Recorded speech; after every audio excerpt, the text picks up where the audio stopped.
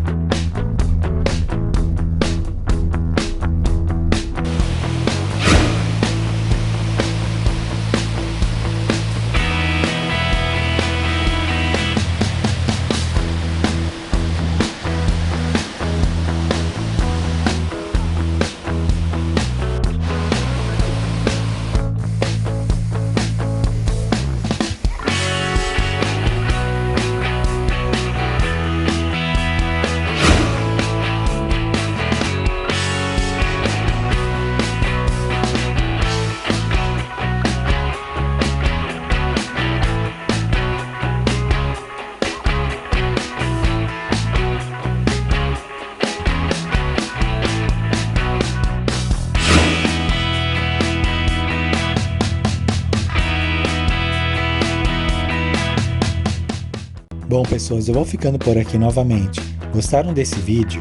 Deixem seu like, comentem, inscrevam-se no canal, compartilhem com seus amigos, que em breve compartilho todas as informações completas de cada um desses atrativos turísticos visitados. E não esqueça, as quintas é do YouTube, então não deixe de passar por aqui para conhecer mais um atrativo turístico de nossa Santa e Bela Catarina. Até o próximo vídeo, pessoas!